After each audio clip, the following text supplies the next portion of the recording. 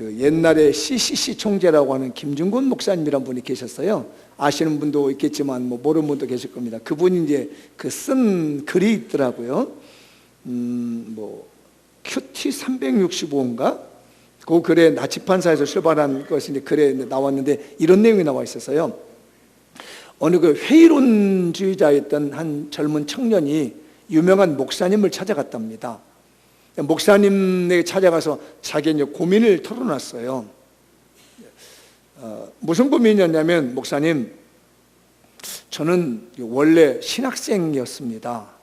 신학교를 다니던 학생이었는데 요즘은 신학교를 안 다닙니다. 그 신학교를 안 다니게 된 이유가 교회 때문에 안 다닙니다. 교회가 너무 형편없고요, 교회가 보여주는 게 없고요, 모범이 되지 않아서 내가 뭐 이렇게 해서 목사가 되기 뭐겠느냐 싶어서 나 신학교 그만두고요, 그동안 제가 몇 년 동안 기독교라는 게 뭔가, 종교라는 게 뭔가, 이것을 나름대로 책을 보고 연구를 했습니다. 그런데 이 종교라고 하는 것이 사람에게 행복을 가져다 주지 않는다는 걸 알았습니다. 그 종교라고 하는 것은 제가 지금까지 공부하고 제 신학교를 포기하면서까지 공부했던 그 내용의 결론은 뭐냐면, 종교는 관습이고 종교는 그냥 인간이 살아가는 문화 속에서 만들어진 것이라고 생각해서 종교가 우리에게 어떤 행복을 가져다 주지 않는다고 생각합니다. 목사님은 어떠신가요? 라고 하면서 목사님에게 이 신학교를 다니던 젊은 친구가 회의를 빠져서, 종교에 대한 회의를 빠져가지고 상담해 왔습니다. 목사님께서 그 얘기를 듣고 한참 쳐다보고 생각을 하더니 이런 말씀을 하신 겁니다. 사실 나도 자네와 같은 그런 생각을 했네. 나도 그랬는데 나는 그래서 모든 걸 다 버렸네, 그런 겁니다. 이 청년이 들어보기를, 아니, 목사님은 지금 목사님 목회를 잘하고 계시잖아요. 목사님 모든 걸 버린 게 아니고 목회를 잘하고 계시지 않느냐고. 그랬더니 이 목사님의 답변이 이런 내용이었습니다. 나는 종교를 버리고 예수 그리스도를 만났네. 이런 말씀을 하더라는 겁니다. 종교는 사람에게 행복을 가져다 줄 수 없고, 종교는 사람에게 기쁨을 줄 수 없지만 예수 그리스도는 우리의 참된 행복이 되며 예수 그리스도는 참된 기쁨이 되었네. 내가 목회를 하는 것은 종교기관에서 목회를 하는 것이 아니라 예수님을 만난 목사로서 목회를 한다는 것이에요. 오늘 여기 오신 우리 성도들 곰곰이 생각해 보세요. 여러분은 종교인입니까? 그리스도인이십니까?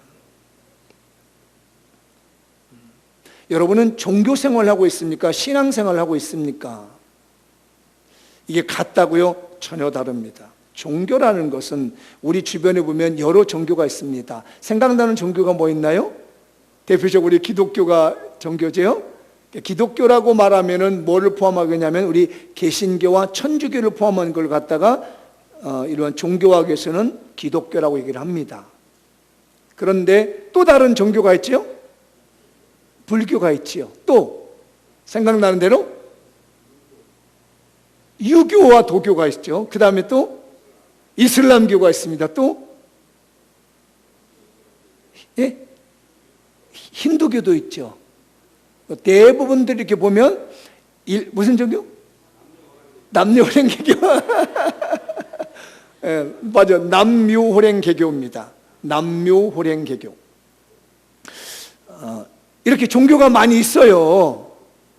그런 종교 중에 우리가 믿고 있는 개신교가 들어있다고 생각하는 사람들은 종교인이에요. 우리가 이제 쇼핑을 하려고 백화점에 갑니다.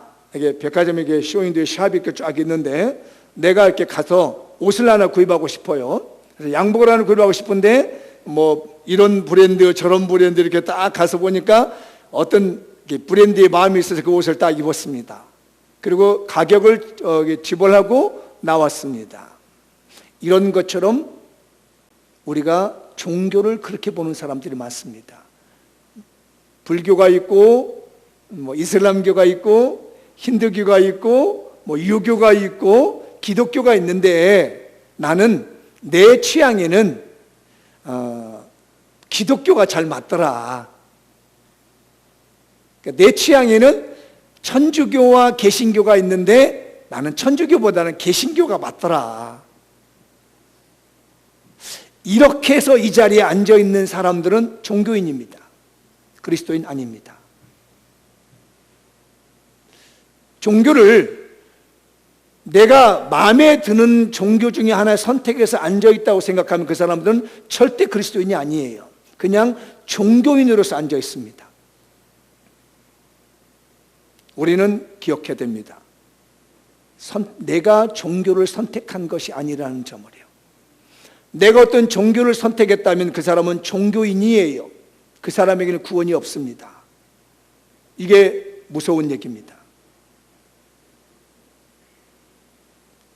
구원은, 우리 기독교의 구원, 성경의 구원은 그리스도인에게 주어지는 것이지 종교인에게 주어지지 않습니다. 여러분은 과연 그리스도인으로 이 자리에 앉아 계시는지 종교인으로 앉아 계시는지 한번 고민해 보십시오. 우리는 종교인을 넘어 그리스도인입니다. 믿으시나요? 그러면 자신 있게 한번 이 글을 읽어보도록 하죠. 시작. 우리는 종교인을 넘어 그리스도인입니다. 한 번 더. 우리는 종교인을 넘어 그리스도인입니다. 우리라는 말을 갖다가 나로 바꿔서 한번 고백해 볼까요? 시작. 나는 종교인을 넘어 그리스도인이십니다. 요즘 우리 사회가요, 종교인을 만들려고 합니다. 다. 그리스도인을 안 만들려고 그래요. 그래서 교회도요, 종교인처럼 생활하는 사람들이 많습니다. 목사님도요, 그리스도인으로 목사님을 하는 것이 아니라 종교인으로 목사님을 하려고 그래요. 장로님, 권사님들, 또 직분자들도요, 종교인으로 직분을 가지려고 그래요. 그리스도인으로 직분을 갖는 것이 아니라. 그리고 이 교회 자체도요, 종교단체를 자꾸 우리가 스스로가 만들려고 얘기합니다. 이 교회가 종교단체가 되면 안 됩니다. 그리스도인의 공동체가 되어야 됩니다. 안타까운 게 장로님들이 자꾸 요즘 세대들이, 우리 장로님들이 그렇다는 것이 아니라요, 종교단체를 만들려고 합니다. 교회를 기업을 만들려고 그래요. 목사님과 이 교회 관계를 마치 고용인과 마치 사용자의 역할로 생각하려고 만든 이 종교단체를 만들려고 하고 있어요. 국가가 지금 그걸 지향하고 있거든요. 이게 그리스도인이 아니라 종교인들이 모여있는 하나의 단체. 그거는 일반 사회에서는 그렇게 볼 수밖에 없습니다. 그러나 우리까지도 거기에 물들어가지고 교회를 종교단체 만들려고 그러고, 목사님을 종교인으로 만들려고 그러고, 장로님들을 종교인으로 만들려고 하는 그런 어리석은 일들은 우리는 하지 말자는 얘기예요. 왜 우리가 스스로 종교인이 되려고 하냐는 얘기. 구원이 없는, 성경에 구원이 없는 종교단체를 만들려고 그러고, 왜 우리 스스로가 종교인이 되려고 하느냐는 말이에요. 참 안타깝습니다. 우리 교회도요, 그런 면들이 보입니다. 왜 스스로가 종교인이 되려고 그럴까? 그리스도인이 되지 못하고 왜 저장로님은 스스로 종교인이 되려고 그럴까? 왜 장미연 교회는 왜 스스로 종교단체를 만들려고 할까? 그리스도인들이 모이는 신앙의 공동체가 아닌 종교단체를 만들려고 하는 이런 일들이 우리 속에 일어나고 있어요.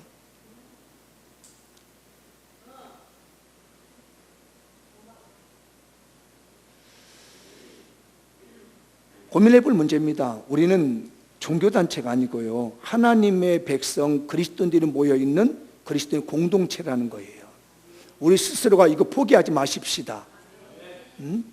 우리는 그리스도인인 것이지 종교인이 되면 안 돼요. 스스로가 종교인 되지 마세요. 오늘 본문의 내용은 이런 내용이에요.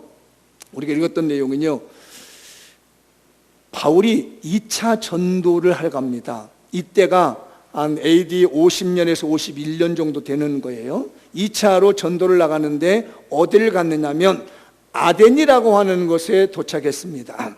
아덴이라고 하면 사람들이 잘 몰라요. 그런데 이렇게 말하면 알아듣습니다. 아테네. 알아들을 수 있죠.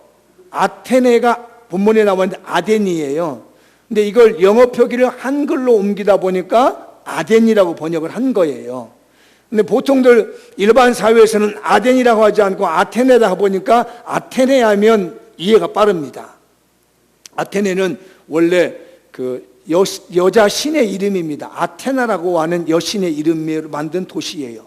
근데 이 도시가 굉장히 유명한 도시예요. 지식의 도시입니다. 여기서 철학이 나오고요, 수사학이 나오고요, 문학이 나오고요, 모든 지식인들이 아테네에서 나왔습니다. 그래서 이 아테네를 뭐라고 하냐면요, 헬라의 눈이라고 얘기를 해요. 세계 문명의 눈이라고 얘기합니다. 아테네라는 곳이. 헬라 나라에 도시가, 유명한 도시가 3개가 있었습니다. 헬라가 누가 만든지 아시죠? 알렉산더가 정복하고 만든 나라죠. 노마라고 하는 도시가 유명했고요, 알렉산드리아라고 하는 이 북아프리카에 있는 도시가 유명했습니다. 알렉산드리아가 자기 왕이 되고 거기 도시 기념 도시를 만든 거거든요. 그리고 오늘 본문에 나와 있는 아테나라고 하는 이 도시가 아주 유명해요. 이 도시가 왜 유명하냐면, 혹시 여러분들 그 옛날 학교에서 공부할 때 세계 고대 철인 3명이 있습니다. 기억나시나요? 고대의 3대 철인. 하나 예를 들면 소크라테스, 그러죠? 또 하나는 플라톤, 또 하나는 아리스토텔레스 있잖아요. 이 사람이 다 여기 고향이 여기예요. 바울이 2차 전도로 나간 AD 50년에서 50년 요 1년경에 전도 나간 그곳에 고향이 우리가 알고 있는 세계 3대 철인의 고향에 와서 전도하러 온 겁니다. 그러니까 그 사람들의 그 자부심이라는 건 대단하거든요. 지금도 마찬가지예요. 그런데 이 도시가 이제 어떻게 바뀌느냐면, 펠로폰네소스 전쟁이라는 게 있죠. 스파르타와 아테네가 전쟁을 했습니다. 그때가 이제 제가 기억에는 BC 434년, 431년에서부터 404년 그 사이에 펠로폰네소스 전쟁이 일어나가지고 스파르타가 아테네를 이제 점령하게 되지요. 그러고 난 다음에 조금 있다가 그 알렉산더의 아버지 필립 대왕이 쳐들어와요. 336년경에요. 점령을 합니다. 그러다가 이 나라가 헬라의 나라에서 노마의 나라로 이렇게 도시로 바뀌거든요. 그때가 주전 86년에 노마가 이 아테네를 점령합니다.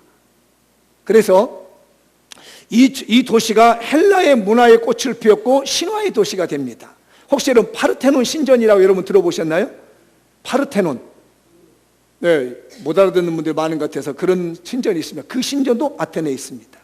모든 신이 여기 모여 있는 거예요. 지식이 모여 있는 거예요. 철학이 모여 있는 겁니다. 근데 이 사람들은 뭘 하냐면 길거리에서 논쟁하기를 좋아해요. 길거리에 앉아가지고 계속 철학 얘기를 합니다. 계속 이야기하는 걸 좋아합니다. 쓸데없는 괴분을 얘기를 합니다. 그런데 이 도시에 바울이 50년도에 갔단 말이에요. 그러니까 노마가 86년도에 점령을 했으니까 노마가 130년 점국한 그때에 바울이 가서 이 도시에, 그래도요 이 도시는 아주 명성이 제지합니다. 바울이 전도를 하는데 아까 여러분 읽을 때 특징이 있었죠? 변론할 새, 논쟁할 새 이렇게 말하죠. 그러니까 바울이 이 도시에서 설교를 하는데 선포적으로 설교를 하면 안 듣는 거예요. 사람들이 자기 잘난 체 안 하니까 이 사람들 때문에 이야기를 해야 돼. 토론을 해야 돼요. 왜? 문화 자체가 토론하는 문화가 됐기 때문에 토론을 한단 말이에요. 근데 그때 유명한 그 철학자 2개를 만납니다. 여러분 아까 보셨죠? 에피쿠로스라고 보셨죠? 그 다음에 누가 있어요? 에피쿠로스 학파하고 스토아 학파가 나오지요. 거기 철학자입니다. 그러니까 그 당시에 바울이 전도하라고 했을 때 이 노마라고, 그 아테네라고 하는 이 도시를 지배하고 있었던 2 생각이 있었던 겁니다. 에피쿠로스라고 하는 학자가, 이 철학자가 만든 사람들하고 스토아라고 하는 이 학자들이 만들어낸 스토아 학자가 있는데 이 사람 생각이 좀 달라요. 에피쿠로스라고 하는 사람은 뭘 하고 있냐면 인생은 즐기는 거다. 쾌락을 중요시하겠습니다. 근데 이 사람들이 생각한 쾌락은 뭐냐면요, 감각적으로 육신적으로 전하는 것이 아니라 정신적으로 즐기는 거예요. 근데 나중에 이 사람들이 타락돼가지고 에피쿠로스 학파들은요 감각적으로 이렇게 즐깁니다. 그래서 뭐 나쁜 일들을 많이 하죠. 집안이 파괴되기도 합니다. 감각적인 이런 느낌을 받다 보니까요. 근데 스토아 학파는 어떠냐면은 자유를 사랑하고 민주주의를 사랑하고 이성을 사랑하고 지식을 사랑하는 사람들이에요. 그래서 많은 그 철학자들이 에피쿠로스에 빠지지 아니하고 스토익 학파에 빠지게 됩니다. 로마의 높은 지위에 가지고 있는 사람들은요, 에피쿠로스로 빠지지 아니하고 스토아 학파에 빠져요. 이 사람들과 대화를 하는데 바울이 거기다 대고 무슨 얘기를 하냐면 전도를 합니다. 예수님에 대해서 전도를 하고 예수님의 부활에 대해서 전도를 했어요. 그랬더니 생전 들어보지 않는 얘기예요. 지금까지 소크라테스에도 들어보지도 못했고 플라톤에게도 들어보지 못했고 아리스토텔레스에도 들어보지 못했던 새로운 얘기를 합니다. 그래야 이 사람들은 좋아하거든요. 그러니까 옛날 구닥다리 얘기를 하게 되면 이 사람들은 재미없어요. 근데 새로운 얘기를 하는 겁니다. 예수 얘기를 하고 무슨 사람이 죽으면 살아난다고 부활 얘기를 하니까 관심을 갖기 시작한 거예요. 그런데 이 사람들이 생각한 예수님은 어떤 예수님이냐면 로마의 유명한 제우스 신이라든지 또 주피터라든지 이런 신들 중에 하나 끼어 있는 게 예수 신이 있구나 이렇게 생각한다는 얘기예요. 여러 신들 중에 하나의 예수. 그리고 부활을 이 사람들은 보통 어떻게 생각하냐? 우리는 부활을 어떻게 믿어요? 장로님, 부활을 어떻게 믿어 우리는? 죽은 자가 다시 사는 걸 부활이라고 하죠. 근데 이 사람들은 이게 죽은 자가 다시 사는 건 이해가 안 되고 논리적으로 생각하고 철학적으로 생각하는 거예요. 뭐라고 하냐면 여기 우리 집사님이 아파서 죽을 지경이 됐어. 근데 이제 의술의 신이 와가지고 고쳐주니까 죽으려다가 고침을 받아 살아난 사건? 이런 정도만 이해하는 거예요. 그러니까 전혀 개념이 틀리잖아요. 그래서 바울이 이 얘기를 하다 안 되니까 뭐라고 하냐면 정말 이 아테네에 있는 사람들은 뭐가 많다고요? 종교심이 많구나. 그러니까 이신 저신 고무신 운동화만 믿는데 그 중에 자기가 전한 예수님도 한 신이구나 이렇게 받아들여보는 거예요. 그래가지고 말입니다. 18장 1절 2절 보면 사도행전을 보면 뭐가 나오냐면 고린도 교회 전도로 나가거든요. 사실 아테네에서요 바울은 별로 전도를 못했습니다. 성과를 못 얻어서 왜? 계속 논쟁을 하다 보니까 전도할 새가 없는 거예요. 전도가 안 되는 거예요. 왜냐하면 예수님을 생명으로 받아들이지 않고 하나의 종교로 받아들이게 되고 하나의 그냥 신 얘기로만 받아들였지 실제적으로 예수님이 생명의 주님이시며 부활의 주님을 안 받아들인다. 왜? 종교심이 많기 때문에 그것도 신이구나 이것도 신이구나 이런 생각을 한단 말이에요. 그래서 나중에요 바울이 고린도의 교회 가서는 방법을 바꿉니다. 고린도전서 2장에 이제 보면 뭐라고 하냐면요 내가 이제부터는 예수님의 십자가에 못 박혀 죽으신 것 외에는 내가 안전하겠다. 왜냐하면 아테네에서 서로 논쟁하다가 예수님에 대한 얘기를 잘 못하고 그냥 철학적인 논쟁을 하다 보니까 복음이 제대로 안 된 거예요. 그래서 깨닫고 그가 고린도에서 뭐라고 하면 이제는 내가 예수 십자가의 보혈의 능력만 전해야 되겠다고 마음을 먹게 되거든요. 그래서 나중에 고린도에서는 많은 예수 믿는 사람을 얻게 되는 내용이 오늘 사도행전 17장과 18장의 내용이에요. 그런데 우리가 여기서 배울 게 있습니다. 우리 믿음도요 제가 서두에 말씀드렸죠. 기독교도 있고 유교도 있고 이슬람교도도 있고 힌두교도 있고 이렇게 천주교도 있고 개신교도 있는데 그중에 나는 교회가 마음에 들더라 해서 이 자리에 앉아 있으면 안 된다는 얘기예요. 그건 기독교인이 그리스도인이 아니라는 거예요.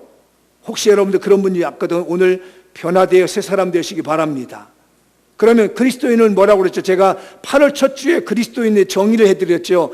여러 가지로 말씀드릴 수 있겠지만 제가 우리 교인들의 쉽게 그리스도인이라는 건 뭐가 있어야 된다고요? 기억나시나요? 그리스도인은 뭐 한다고요? 잊어버리셨어요? 이거 잊어버리면 안 돼요. 여러분의 정체성이니까요. 다 잊어버려도 되지만 여러분의 집안의 비밀번호 잊어버리면 안 되잖아요. 안 그래요? 집사님 집안에 들어가는 비밀번호 알아요 몰라요? 거기 열쇠로 열어요? 비밀번호 열어요? 나 가르쳐달라고 안 할게. 지문으로 해요? 지문인식? 카드! 좋아요. 집사님 다 잊어버려도 좋은데 집애들은 카드 잊어버리면 안 돼. 아시죠? 집사님 내는 집에 비밀번호 카드요? 지문이요? 비밀번호요? 집에 들어가려면 다 잊어버려도 좋은데 뭘 잊어버리면 안 돼요?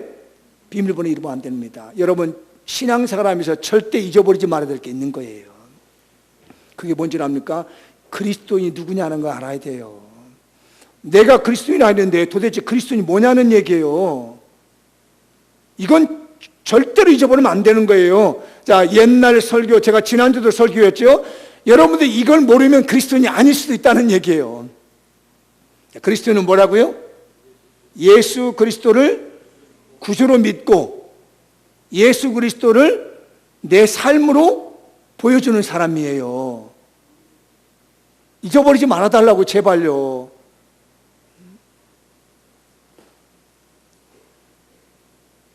어제 저녁에 제가 운동을 하다가 옆에서 같이 하는 어떤 그 여성들의 얘기를 들었으면 들으려고 해서 들은 것이 아니라 들려왔습니다. 뭐라고 하냐면, 자기야, 내가 집에 갔는데 우리 집 비밀번호를 잃어버렸잖아. 그래가지고 아무리 눌러도 이게 생각이 안 난다는 거예요. 그래가지고 누구 애한테 전화해가지고 비밀로 물어봐가지고 들어갔다나요? 그래서 제가 아이들 거기서 힌트를 얻었으면, 그래, 집에 들어갈 때는 절대로 비밀번호 잃어버리지 말아야 되는 것처럼 신앙생활 하면서 절대로 잃어버리지 말아야 겠는데 그리스도인이 무엇이냐는 거예요. 내가 그리스도인이라는데 당신 그리스도인, 내 그리스도인이 뭐야? 그냥 그리스도인이야. 우리 목사님 날 보고 그리스도인이라고 얘기해야 돼? 이러면 안 된다는 거예요. 그리스도인은 예수님을 구주로 믿으며 예수님을 내 삶으로 보여주는 사람이 그리스도인인 거예요. 그런데 종교인은 좀 틀립니다. 아마 오늘 이 자리에 종교인도 많이 앉았을 거라고 생각이 들어요. 종교인은 뭐냐면 제일 구분하기 좋은 게 뭐냐면, 오늘이 무슨 날이에요? 네, 오늘이 분명히 주일이죠? 주일은 누구의 날이에요? 주님의 날이에요. 우리 주님은 누구예요? 천지 만물을 창조하신 하나님 아버지시잖아요. 이 날이 누구의 날이라고요? 천지 만물을 창조하신 우리 하나님의 날이라는 얘기예요. 주님의 날이에요. 그래서 주일이라고 얘기합니다. 그런데 종교인은 뭐라고 하냐면, 오늘이 무슨 날? 일요일이에요. 일요일. 휴일. 썬데이에 썬데이. 우리가 로드스데이라고 말하는데 종교인들은 썬데이예요. 주님의 날의 개념이 없는 거예요. 그래서 여러 날 중에 오늘 쉬는 날이기 때문에 주중에 못한 일이 있으면 2주간에 한다는 얘기예요. 오늘 이 날에. 남들이 여행 가자고 하는 것을 평소 때는 사업하고 직장 다니니까 갈 수가 없는 거예요. 오늘은 쉬는 날이니 일요일이니까 오늘 빼가지고 여행도 갔다 올 수도 있는 거예요. 이 사람은 그리스도인이에요? 종교인이에요? 종교예요, 종교. 이거는 신앙생활을 하는 것이 아니라 종교생활을 하고 있는 거예요. 왜냐하면 평소 때는 직장 때문에 내 생활을 못 빼기 때문에 쉬는 날 하루 빼가지고 내 삶을 사는 겁니다. 왜? 종교생활을 하기 때문에. 그런데 우리나라에 여러 종교가 있는데 그 중에서 내 스타일에는 불교보다는 기독교가 좋다. 교회 나가는 게 좋아서 나는 앉아있다가도 내 필요할 때가 되면 얼마든지 이 주일은 주일이 아니고 내 휴일이고 내 휴일의 시간 빼가지고 내가 좋은 얘기 듣고 내가 그냥 앉아있다가 어느 회원의 단체에 가입하면 우리 사회에서도 어느 NGO 단체나 사회단체에 가입하게 되면 거기에 회칙이 있고 거기에 생활 규범이 있고 거기에 의무가 있어서 회비 납부하고 거기서 어디 봉사활동 나간 다음에 앞장서서 열심히 봉사하고 그랬더니 거기서 가란다고 간부금을 주더라는 얘기예요. 열심히 하니까 너는 이거 간부해라 무슨 뭐 해라 해서 간부를 감투식으로 받아왔다는 얘기예요. 감투를 받았으니까, 책임을 받았으니까 또 가서 열심히 어디 가서 봉사도 하고 사회봉사도 하고 헌한 일도 하기도 하고 회원끼리 친목회도 가기도 하고, 회원 빠지면 안 돼, 절대 빠지면 안 돼, 회원 박탈되니까 나한테 유익이 오는 것이 많을수록, 나한테 혜택이 많이 올수록 그 회원에서 빠지면 안 되는 거예요. 그러는 것처럼 교회도 그렇게 생각한단 말이에요. 교회도 주일이 아니라 그냥 일요일날 쉬는 날에 내가 시한 날 때 잠깐 오고, 왜냐하면 여기서 회원이기 때문에 의무를 하기 때문에 뭐 11조라면 좀 하기도 하고, 봉사하라면 뭐 일도 봉사하기도 하고, 저것도 해보기도 해. 여기서 회원으로서 해야 될 의무가 있기 때문에, 종교단체이기 때문에 종교단체 회원으로서 할 수 있는 일을 해야만이 의무를 다한 사람으로 회원의 임명을 받기 때문에, 우리는 이 교회에 와서 그런 의미로 봉사도 하기도 하고 헌신하기도 하고, 목사님과 교인 관계도 그냥 그렇게 종교인 관계로 여겨가지고 목사님은 그런 식으로 대하고 교회도 그런 식으로 대하고 목사님도 교회에 대해서 그냥 종교단체로 대하고 있단 말이에요. 그러면 여기는 목사도 그리스도인이 아니라 종교인이에요. 사회는 그렇게 되기를 원하고 있는 거예요. 우리 교회를 보고요. 우리 사회는 우리 모두를 갖다가 다 그렇게 생활하게, 그래서 너희들은 신앙생활 하지 말고 종교생활 하라는 얘기예요. 그게 이제 완벽하게 만들어진 것이 이제 종교인 세라고도 내라는 얘기예요. 세금 내라 이거예요. 너희들도 종교인이니까. 이제 점점 우리로 하여금 그리스도인이 되지 못하게 만들고 종교인이 되게끔 만들어 놓고 있단 말이에요. 사랑하신 우리 장미원교회 성도들이여, 여러분들이 과연 이 자리에 앉아있으며 종교인으로 앉아있는 건지 그리스도인으로 앉아있는 건지 생각해 보면 알 수 있어요. 내가 첫 번째로 주의를 대하는 태도가 어떤 태도로 대하고 있는지에 따라서 내가 종교인인가 내가 그리스도인인가를 알 수가 있는 겁니다. 한번 여러분이 물어보세요. 종교인입니까? 그리스도인이십니까? 시작. 물어보세요. 옆 사람한테. 시작. 종교인이세요? 그리스도인이세요? 그리스도인은요, 다른 거 다 제쳐놓고도요, 주일을 주일답게 드리는 거예요. 주일을 하나님 앞에 제대로 드리는 사람이 그리스도인인 거예요. 종교인은요, 여러 기관 단체 중에 하나의 교회 단체라고 있는 겁니다. 내가 회비 내고 다니는 여러 협회들이 있는데 그 중에 교회라고 하는 종교단체도 나는 내 이름 올려놓고 거기에 필요에 따라서는 찬송도 불리기도 하고 좋은 목사님의 설교도 듣기도 하고 봉사도 하기도 하고 헌신도, 왜? 회원으로서의 의무를 감행하고 있는 거예요. 이건 종교인입니다. 우리는 분명히 알아야 됩니다. 예수 그리스도를 구주로 믿으시고 예수 그리스도를 삶으로 보여주는 사람들이 그리스도인이신 거예요. 우리 여기 앉아 계신 여러분들, 혹시 지금까지 내가 종교인으로 이 자리에 앉아 있었다면 여러분들 그리스도인으로 변화됐으면 좋겠어요. 제발 우리 교인들 중에는 종교인이 하나도 없었으면 좋겠습니다. 모두가 그리스도인이 됐으면 좋겠습니다. 그래서 읽을 성경이 있습니다. 종교인을 넘어서 그리스도인이 되기 위해서 읽을 성경 한번 볼 말씀인데 읽어보죠. 시작. 야곱아, 너를 창조하신 여호와께서 지금 말씀하시느니라. 이스라엘아, 너를 지으신 이가 말씀하시니라. 너는 두려워하지 말라. 내가 너를 구속하였고 내가 너를 지명하여 불렀나니 너는 내 것이라. 여러분, 내가 하나님을 선택한 게 아니에요. 불교에 사찰이 있고 기독교의 교회가 있고 개신교의 교회가 있고 천주교의 성당이 있고 뭐 이런 것처럼 여러 가운데 있어서 내가 하나를 선택한 것이 아니란 말이에요. 이건 종교인입니다. 내가 마음에 드는 걸 선택한 건 종교인이지만은 그리스도인은 뭐냐면 하나님께서 나를 지명하여 불러다 여기다 놔뒀다는 얘기예요. 이 자리에 여러분을 불러다 놓으시는 것은 내가 마음이 있어서 교회를 선택한 것이 아니라 하나님께서 여러분을 지명하여 불러다가 너는 내 것이야 라고 하면서 이 자리에 앉혀놓은 사람들이 바로 여러분인 줄 믿습니다. 하나님이 여러분을 불러다가 놓았는데 제발 종교인답게 생활하지 마시고 예수를 믿는, 그리스도를 믿는 사람으로서 그리스도의 삶을 살아시길 바랍니다. 제발 종교인이 되지 마십시오. 내 마음대로 교회를 선택했고 내 마음대로 종교를 선택해서 기독교를 가진 것이 아니라 하나님께서 나를 불러다가 여기를 지명해 불러놓고 너는 내 것이야, 너는 그리스도인이야, 너는 내 것이야, 내가 너의 주인이야, 이렇게 마음을 먹고 여러분의 마음을 고쳐가기를 바랍니다. 바꿔줘야 돼요. 지금까지 종교 생활했다면 오늘 이 말씀 듣고 여러분들 신앙생활로 들어오시기 바랍니다. 여러분 종교인으로 지금까지 행세했다면 이제는 그리스도인으로 삶이 바꿔져야 될 겁니다. 종교인도 목사가 될 수 있습니다. 세상은 그렇게 하고 있습니다. 얼마든지 예수를 구주로 안 믿어도요, 이 목사 될 수 있습니다. 신학교 가서 공부하고 똑똑하게 하면 장학금도 받을 수 있습니다.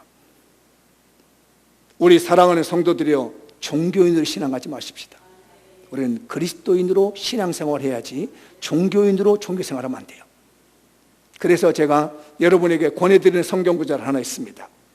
에베소서 4장 22절 이하의 말씀인데, 시작. 너희는 유혹의 욕심을 따라 썩어져가는 구습을 따르는 옛사람을 벗어버리고 오직 너희의 심령이 새롭게 되어 하나님을 따라 의와 진리의 거룩함으로 지으심을 입은 새 사람을 입으라. 옛날 종교생활 하던 것에서 벗어나서 종교인의 삶을 벗어나서 예수 그리스도를 구주로 믿으시고 그분의 삶을 삶으로 보여줄 수 있는 그리스도인으로 새 사람이 만들어졌으면 좋겠습니다. 하나님은 여러분을 불러다가 내 것이라고 합니다. 내가 하나님을 선택한 게 아니에요. 내가 예수님을 선택한 게 아니에요. 하나님이 여러분을 선택하다 여기다 갖다 놓으셨습니다. 믿으시나요? 여러 옷 중에서 내가 옷 한 벌을 선택한 게 아니에요. 여러 종교 중에서 내가 기독교를 선택한 것이 아니라 하나님께서 나를 불러다가 여기다가 얹혀놓은 거예요. 그러면 언제부터 얹혀놓았을까요? 기억나시나요?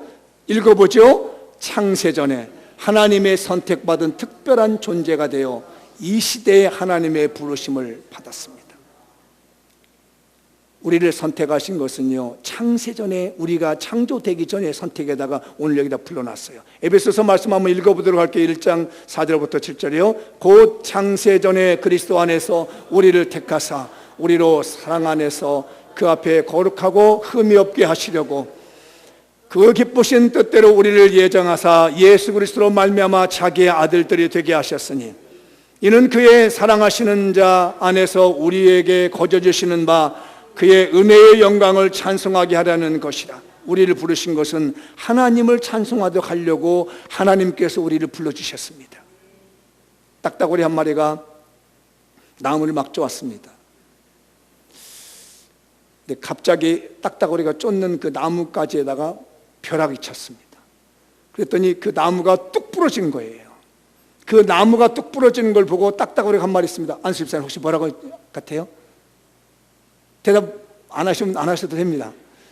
딱따구리가 나무를 막 쫓고 있는데 번개가 팍 쳐가지고 나무가 뚝 부러졌어. 그랬더니 딱따구리가 한 마리 있습니다. 집사님 뭐라고 했을 것 같아? 장로님, 에? 깜짝이야. 아우, 내 입뿌리가 세구나. 자기 입뿌리로 나무를 꺾은질한다는 말이에요.